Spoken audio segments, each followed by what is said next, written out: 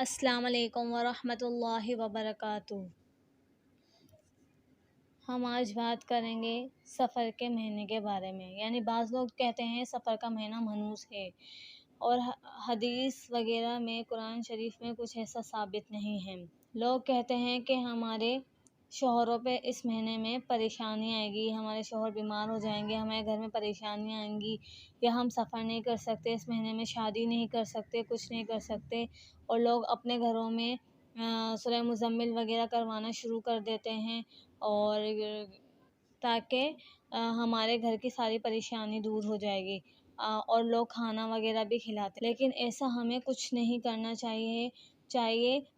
لوگ قرآن پاک پڑھنے کے لیے آتے ہیں اور شو بازیوں کے لیے آتے ہیں، تیار ہو کے کھانا کھا کے فوراً چلے آتے ہیں، اور صحیح طریقے سے پڑھتے بھی نہیں ہیں۔ اور اسی مہینے میں کیوں خاص سورہ مزمل کروائی جاتی ہے؟ ہر پورے مہینے اگر ہمارے اوپر پریشانی اگر آنی ہوگی تو ربیع الاول میں بھی آ سکتے ہیں، ربیع الثانی میں بھی آ سکتے ہیں، جمادی الاول میں بھی آئے گی، کہ ہم ہر مہینے کو اگر ہمارے ساتھ کچھ حادثات ہو جاتے ہیں ربیع الاول میں، ربیع الثانی میں، تو کیا ہم ربیع الاول کو بھی کیا ہم بولیں گے یہ مہینہ منحوس ہے؟ ایسی کچھ بات نہیں ہے۔ اگر ایسی کچھ بات ہوتی تو آپ صلی اللہ علیہ وسلم سب سے پہلے ہمیں خود بتاتے۔ اگر آپ صلی اللہ علیہ وسلم سے زیادہ فائدہ ہمارا کوئی اور سوچ ہی نہیں سکتا ہے۔ اللہ تعالیٰ کے بعد دنیا میں اگر ہمارا کوئی خالص مخلص انسان تھے حیات تو وہ آپ صلی اللہ علیہ وسلم تھے۔ اگر ہم ان کی سنتوں پہ عمل کریں، ان کی ہر چیز پر عمل کریں گے، ہمارے ساتھ کچھ ایسا نہیں ہوگا۔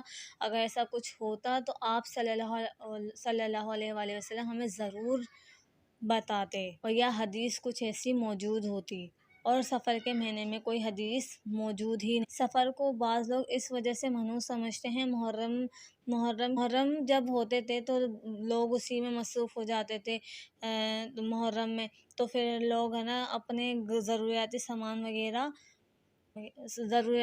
وغیرہ لینے کے لیے سفر کے مہینے میں نکلتے تھے، لوگ مکہ سے مدینہ وغیرہ، اور تجارت وغیرہ کرنے بھی جاتے تھے لوگ اپنے، تو پورا شہر خالی ہو جاتا تھا۔ تو اس وجہ سے اس مہینے کو بعض کافر اور بعض ہندو اس مہینے کو منحوس سمجھتے ہیں، حالانکہ یہ مہینہ کوئی منحوسیت نہیں ہے۔ اس مہینے میں آپ صلی اللہ علیہ وسلم نے اس مہینے میں حضرت خدیجہ رضی تعالیٰ عنہا سے شادی بھی کی تھی، اور اپنی بیٹی حضرت فاطمہ کی بھی شادی اسی مہینے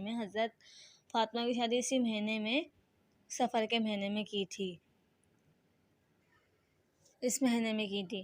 اور آپ صلی اللہ علیہ وسلم نے جنگ بھی اسی مہینے میں جیتی تھی، ان کے حق میں آئی تھی جنگ۔ اگر ایسی کوئی بات ہوتی اور کچھ ایسی منحوسیت اس مہینے میں ثابت ہی نہیں ہے، تو پھر ہم لوگ کیسے کہہ سکتے ہیں کہ مہینہ منحوس ہے؟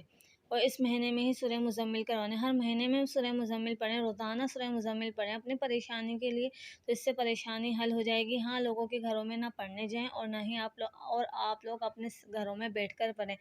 ضروری ہے 341 ہوتی ہیں، 341 ضروری نہیں، اپنے گھر میں بھلے جتنا بھی ہو سکے 10 11 12 چھوٹی سی ہے، اللہ تعالیٰ کی اگر ہم روزانہ کسی بھی حاجت کے لیے پڑھیں گے انشاءاللہ ہماری ہر مراد پوری ہوگی۔ تو ہمیں آپ صلی اللہ علیہ وسلم کے بتائے ہوئے راستے کی طرف چلنا ہے، اور اب ہمیں یہ عقیدہ رکھنا ہے کہ انشاءاللہ ہم لوگ اس مہینے کو منحوس نہیں مانیں گے، اس مہینے میں شادیاں بھی کریں گے، ہر ہم اپنا خوشی کا کام کریں گے، اور انشاءاللہ روزانہ سورہ مزمل پڑھیں گے، اور اس مہینے میں بھی انشاءاللہ مزمل پڑھیں گے، لیکن لوگوں سے نہیں پڑھوائیں، خود پڑھیں اپنے گھر میں 10 15، لیکن یہ عقیدہ رکھیں نہیں کہ یہ مہینہ منحوس ہے۔ آپ بھلے ایسے ہی پڑھ لیں، روزانہ پڑھ لیں، تو آپ کے پورے سال کی ساری پریشانیاں دور ہو جائیں گے اگر روزانہ پڑھیں گے تو آپ لوگ۔ اللہ تعالیٰ نے فرمایا جو شخص مہینے کو منحوس کہے اس نے گویا مجھے برا کہا، نعوذ باللہ، یہ حدیث قدسی ہے۔ ہم مہینے سفر کو منحوس کہہ رہے ہیں تو گویا نعوذ باللہ ہم بھی کیا اللہ تعالیٰ کو برا بھلا کہہ رہے ہیں، نعوذ باللہ۔ اللہ تعالیٰ ہم کو 70 ماؤں سے بھی زیادہ پیار کرتے ہیں، ہمیں ایسی کوئی مہینے کی منحوسیت وغیرہ اپنی زبان سے نہیں نکالنی ہے، انشاءاللہ یہ عقیدہ رکھیں۔ اب ہم ہر کام کریں گے اور سفر کے مہینے کو منحوس نہیں کہیں گے۔